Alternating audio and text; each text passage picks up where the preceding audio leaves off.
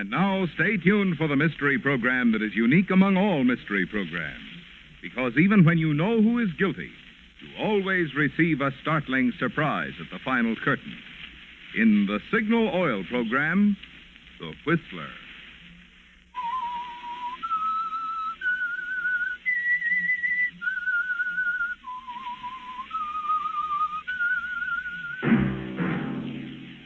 Signal, the famous Go Farther gasoline, invite you to sit back and enjoy another strange story by The Whistler.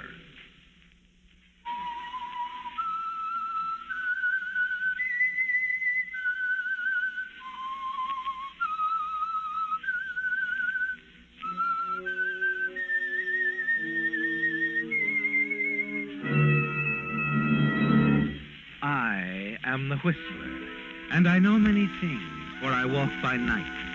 I know many strange tales hidden in the hearts of men and women who have stepped into the shadows. Yes, I know the nameless terrors of which they dare not speak.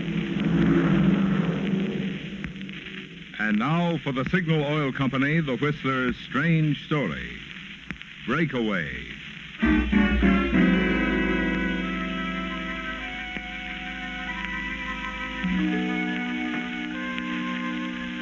Walter Stone was a big man, presenting a formidable appearance. It would seem as if he would be capable of standing up to almost anything. In some men, there's the will to do that.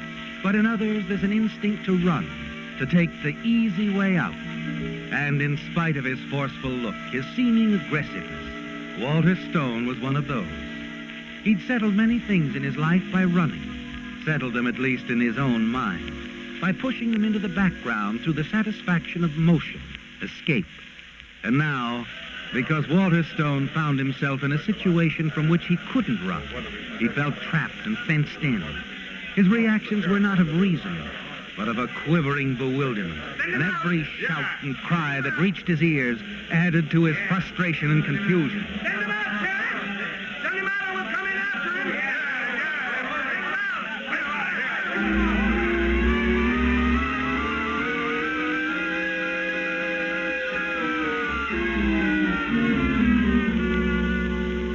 It was like an angry tide, rising, falling, the shouting and muttering of the crowd milling around outside the jail in Weatherby, Arizona.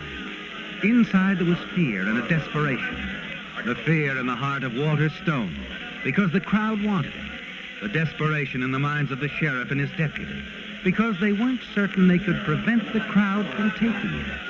And then the tide rose to a terrifying peak, a fury that somehow had to be resolved. Come on, let's get him! We're teaching the hit and run. Smash the window!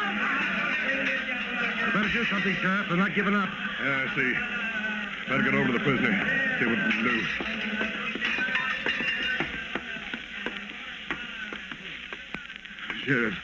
Sheriff, can't you talk to them? Explain? Explain what, Mr. Stone? That you're sorry now? Sorry you ran down and killed one of the most beloved citizens, old Fred Weatherby? I couldn't help it. Tell him I couldn't help it. You can help running off, leaving Fred to die in the street. I got rattled. Sure. So rattled that you made it 10 times worse. How do you mean?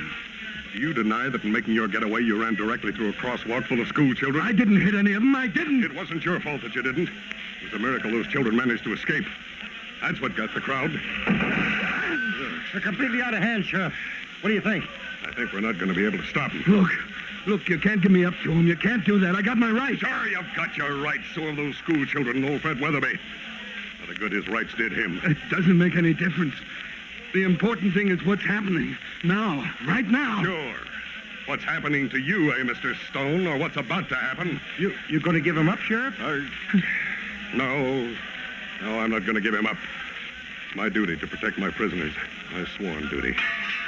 Hello, Jim. Yeah. You better take Stone upstairs. Upstairs? Yes. And get him out a back window to the roof of the next building. Then over to the courthouse. The courthouse? Yes, my car's parked there. Oh, here, Jim. Here's the keys. Yeah. There you are. Now drive him to Millburg. Have them put him in jail there. Okay. Come on, Stone. Oh, what if I get it? There's a chance they won't this way. Otherwise, I can't guarantee anything. Well? Sure, I'm right with you. All right. Up these stairs. And remember, stick close. Sheriff? Yes? Can you call ahead to Millburg? Tell them we're coming? No. The mob cut the phone wires. If they hadn't, I'd have some state troopers down here. All right, go on, Jim. We just have to take a chance all the way around.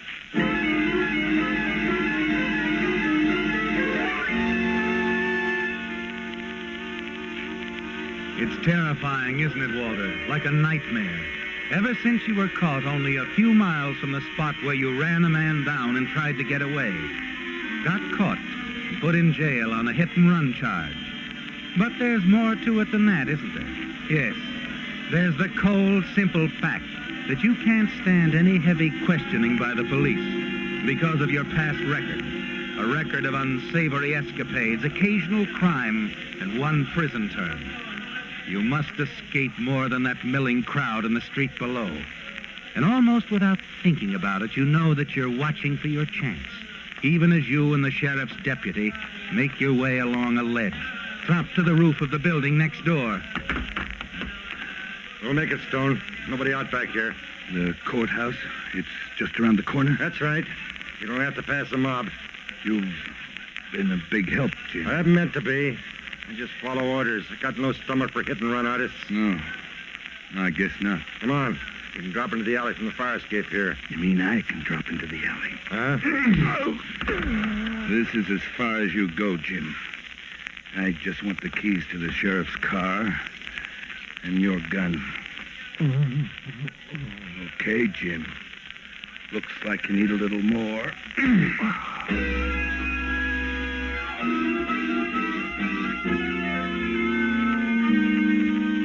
You're certain the deputy won't revive for a while, aren't you, Walter? Quite a while. And not without medical attention.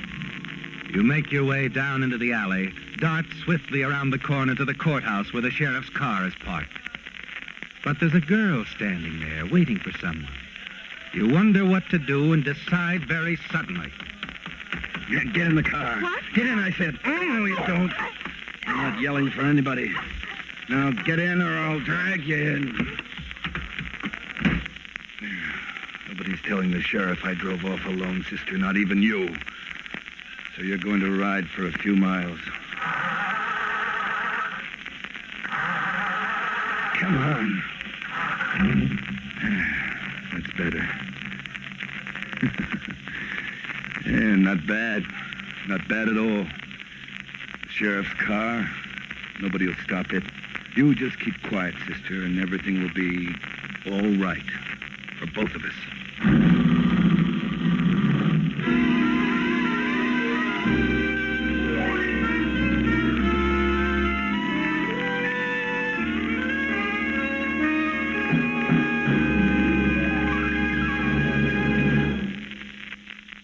If you're like most drivers, balmy spring days such as we have at this time of year make you want to head your car for the open highway and go somewhere. And going places just naturally makes you more concerned about gasoline mileage, the thing Signal gasoline is famous for. Mileage, in fact, has been one of the principal reasons for Signal's amazing growth in popularity. From a small start in Southern California, Signal's popularity has grown and grown. Until today, Signal stations serve 7 Pacific Coast states from Canada to Mexico. And wherever Signal is sold, it is known as the Go Farther gasoline. But mileage, mind you, is just one of the benefits you notice when you switch to Signal. After all, to give you such good mileage, Signal gasoline has to help your engine run more efficiently. And when your engine runs more efficiently, you also enjoy peppy pickup, smooth power, the things that make driving more fun. That's why motorists with a zest for driving pleasure, as well as those who appreciate economy, are both enthusiastic about Signal, the famous Go Farther gasoline.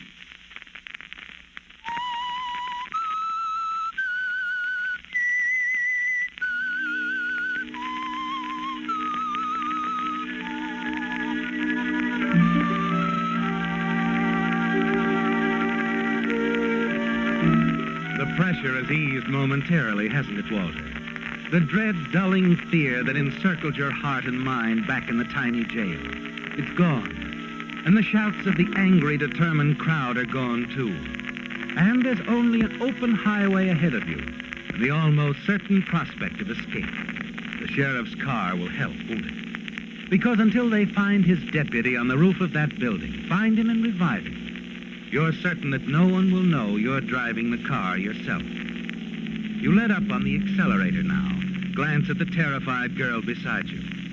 She's very quiet, isn't she, Walter? Almost numb with fear. I guess you wonder what I'm going to do with you. You got yourself into this, you know. Couldn't leave any witnesses back there. You have a witness. Anyone who does a thing as terrible as you did always has a witness. Look, don't start preaching. They'll catch you. You must know that. What were you doing at the courthouse? Waiting for the sheriff. I wanted to talk to him about Uncle Fred. Who's he? Fred Weatherby.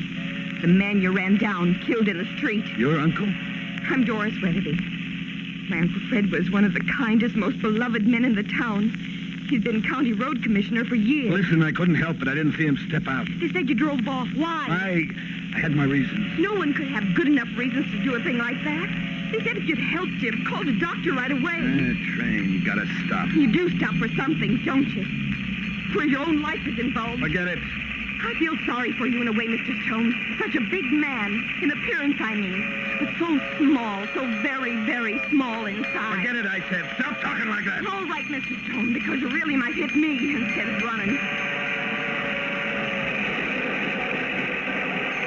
Mr. Stone, look. Huh? Over there, police. Police? Where? Here. What are you doing? Come back here. Why, you little fool.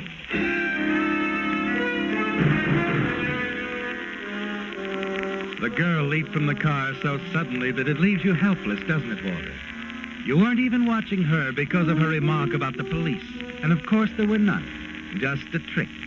But you must catch her, Walter. You're not far enough away from the town, are you?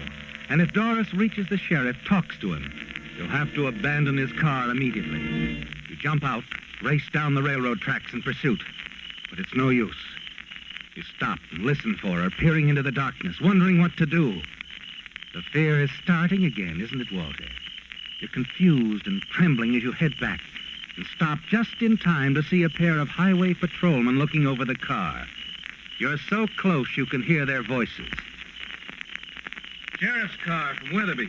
Funny you'd leave it here so close to the railroad track. Well, maybe he's around here somewhere, Dave. Maybe... Hey, What's wrong? somebody hiding out there. You see in the field. Come out of there, you! Not a chance. Come on, after him, Dave!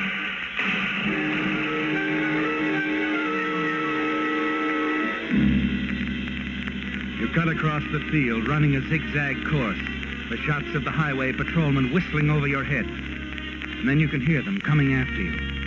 You wonder if you can go on, don't you, Walter? If perhaps you shouldn't give up. But somehow you don't. Somehow you summon the strength to outdistance them. Make your way down a shallow creek bed. Stumble into a growth of underbrush and huddle there quietly, almost afraid to breathe.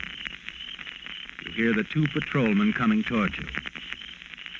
Think we've lost them? Afraid so. What if we winged them? I didn't. I was firing over his head. I wish we knew what it was all about. Whoever he was, he must have been driving the sheriff's car. Beats me. Yeah.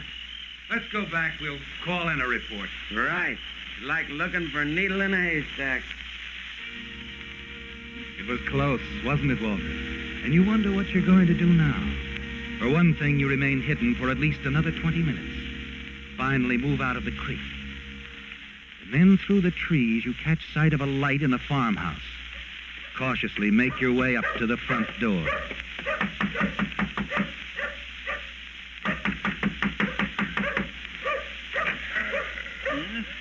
Who's there? That you, Hank? Look, mister, my name's Edwards. Ran out of gas. Have to get to the next town. My wife's sick. Oh, I'm Jess Jensen. Out of gas, huh? Yeah. Oh, no, that's too bad. Quiet! Skip back in your house! Now, let's see. You say you're out of gas, huh? That's right. Well, I got a drum of gasoline out in the garage. I'll fill up a can for you, young fella.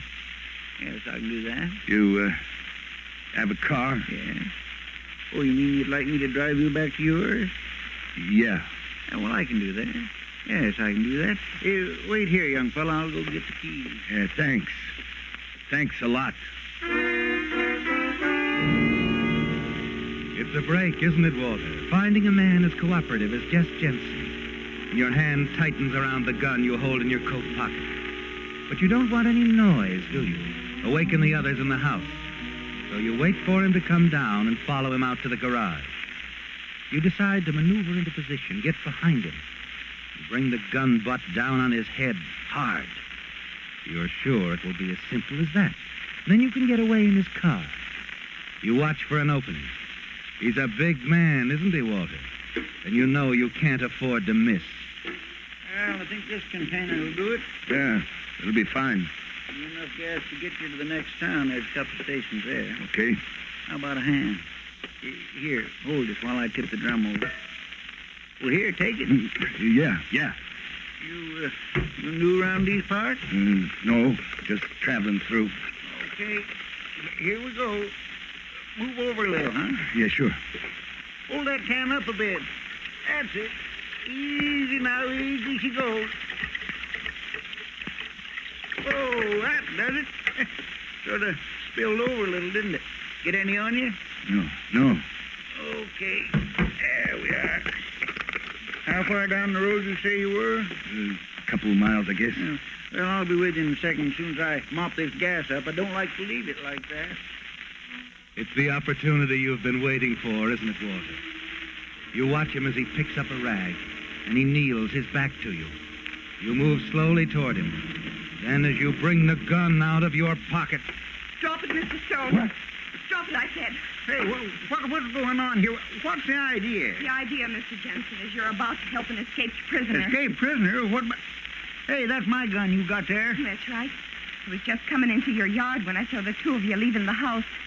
I've lived in these Arizona parts long enough to know there's usually a shotgun behind every ranch kitchen door. Say, I seen you somewheres before, ain't I? I'm Doris Weatherby, stenographer in the county assessor's office. That's right, sure. Here, you better let me have that gun. With pleasure. Thanks. All right, now then, what's this all about? That man, his name is Walter Stone. He escaped from the jail back in Weatherby. Did he? That's ridiculous. She doesn't know what she's talking about. Here, give me that gun. What were you aiming to do with this 45, young fella, when my back was turned, huh?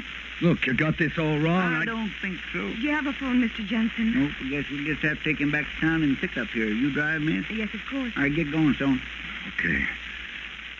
Okay, you win.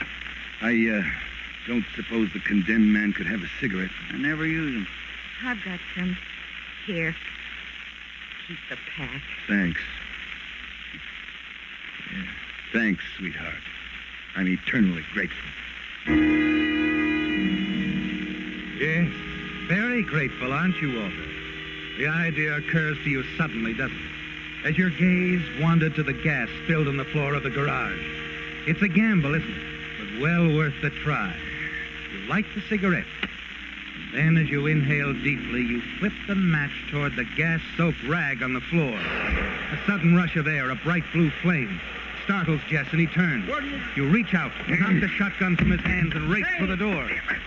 Come back, Stone! You won't get away! Stop! Stop now! Shoot! Stop!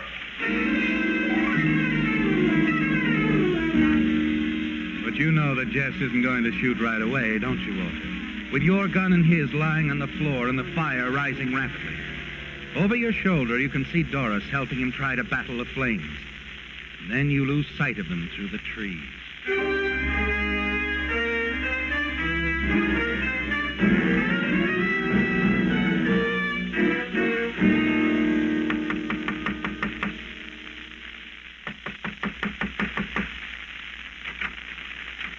Good evening.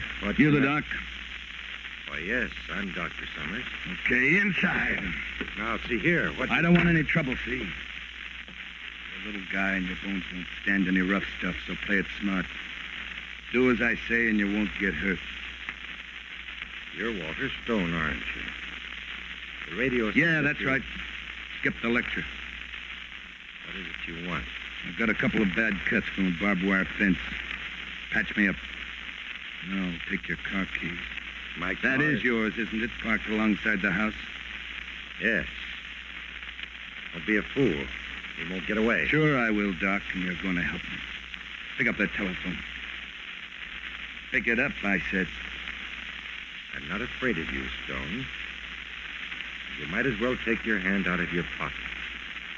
I don't think you have a gun there. Pretty smart, aren't you? Maybe I can find something to persuade you. What's in this cabinet? Be careful. Be careful, those test tubes. What's in them, Doc? I've been making some experiments. What kind of experiments? You wouldn't understand. Important? When people's lives are at stake, I would consider... Sure, Doc. Look, with a sweep of my hand, I could... No, don't. Pick up the phone. All right. Call the police. The police? You see, Doc, I'm figuring on heading south. The Mexican border isn't far away. I don't understand. You call the cops. Tell them you just came from a farmhouse 20 miles north of here.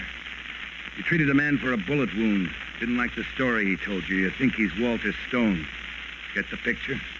Yes. Yes, I get the picture. All right, the phone. Take care of it. Operator, this is Dr. Summers. Could you connect me with the police? Say it's an emergency. It's, an emergency. Thank you. Come on, act excited now. They gotta believe you. And no tricks. No tricks. Just think of those test tubes, Doc. I wouldn't hesitate, you know. I know. Hello? Sergeant, this is Dr. Summers out on Turner Road. That's right. I want to report something. Suspicious character. A suspicious character? Yes. Yes, a man I was forced to treat for a bullet wound. He... Go on, kill him. He told me a strange story. I think he might be that man they were talking about on the radio. Walter Stone. The one who killed Fred Weatherby? That's a ticket. What? Oh, yes, Sergeant. He's hiding in the old Wilson farmhouse, about 20 miles north of here. Good. All right, Doc. Now, let's see. You got a basement here? Yes? Show me. Down the stairs. But Down the stairs! Don't worry. Just gonna tie you up, Doc. See, I can't have you getting back on that phone the second I leave, or hollering. Do you really expect to get away with this? Your car's almost as good as the sheriff's, maybe better. I'll stick to the back roads. Look, I wouldn't... Wouldn't what, Doc? I wouldn't keep running. That's all. Running? I'll decide that. I'm the only one who decides whether I run or not.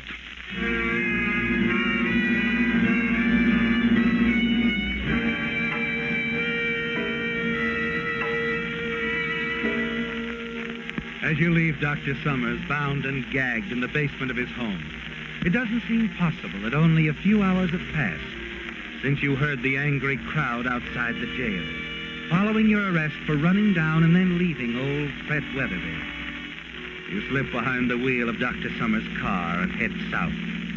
The road to Mexico is open. You're certain of that, aren't you, Walter?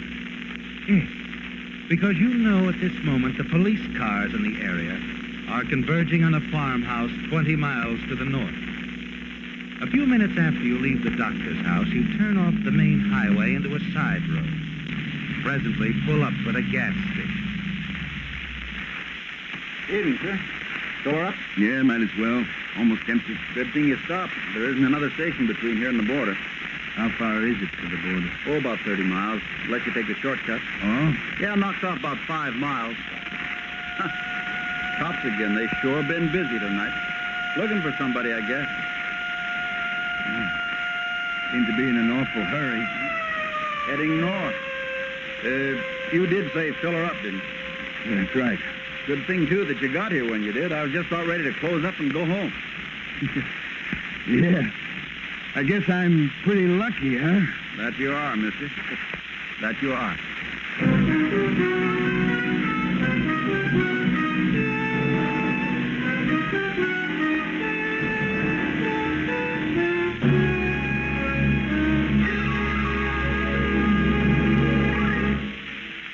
The two things you want to make sure of when you buy a new battery for your car are, one, power.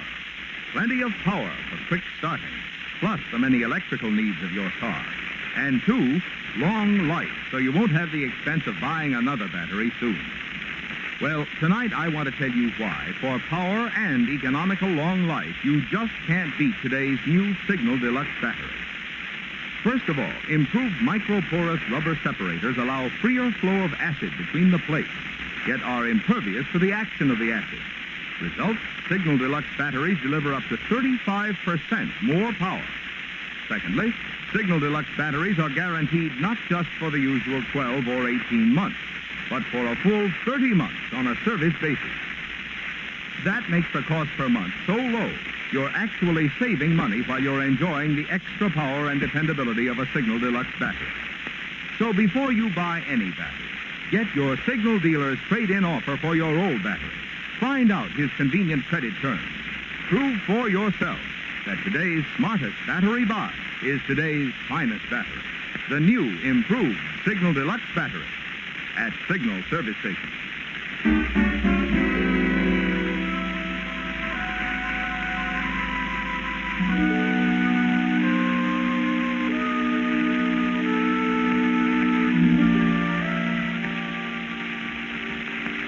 In the glare of the spotlights from the ambulance and police cars on the road above, the sheriff made his way down the steep embankment to the wrecked auto in the ravine.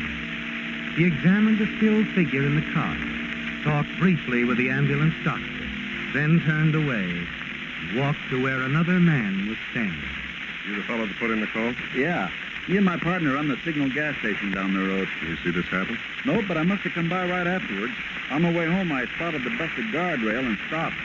I saw the wrecked car here. Mm-hmm. Funny thing, the dead man stopped at our station and asked me how far it was to the border. His name was Walter Stone. He was still alive when you found him? Yeah. The ambulance driver over there said Stone would have come out of it okay if I'd reached Dr. Summers in time. Couldn't get it? Nope, I phoned him, but he didn't get any answer. Guess he must have been tied up somewhere, huh? Well, it isn't hard to figure out how this happened. The road being the shape of things. Stone must have been going along at a good clip. Smacked into the rocks and dirt up there. If I'd known the landslide hadn't been cleared off, I could have warned him. I saw the landslide pileup early this afternoon, called the road commissioner's office. They said they'd send a crew out. The road commissioner. Who'd you talk to? Why, Fred Weatherby, of course. He's the county road commissioner. You haven't heard about Fred, then? What do you mean? I guess he never got to tell that road crew to come out here. You see, old Fred Weatherby was killed in town this afternoon. Hit-and-run driver. This dead man here in the car, Walter Stone, is the man that hit him.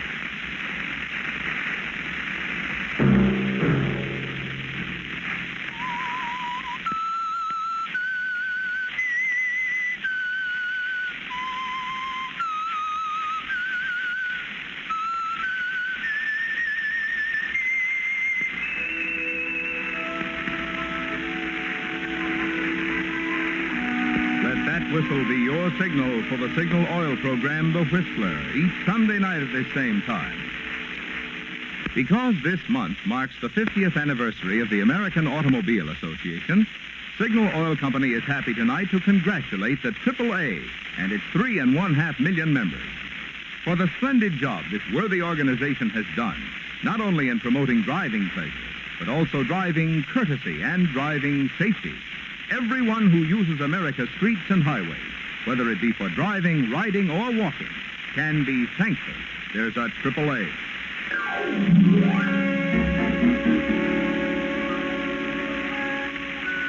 Featured in tonight's story were Bill Foreman as the Whistler, Raymond Burr, Elizabeth Root, Bill Boucher, Harley Bear, Britt Wood, and Herbert Litton. The Whistler was produced and directed by George W. Allen, with story by Adrian John Doe, music by Wilbur Hatch, and was transmitted overseas by the Armed Forces Radio Service. The Whistler is entirely fictional, and all characters portrayed on The Whistler are also fictional. Any similarity of names or resemblance to persons living or dead is purely coincidental. Remember to tune in at this same time next Sunday, when the Signal Oil Company will bring you another strange story by The Whistler. Marvin Miller speaking for the Signal Oil Company. Stay tuned now for our Miss Brooks, starring Eve Arden, which follows immediately over most of these stations. This is the CBS Radio Network.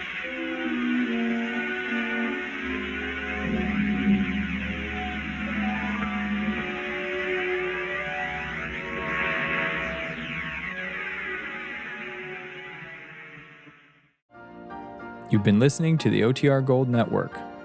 Find more classic radio at otrgold.com.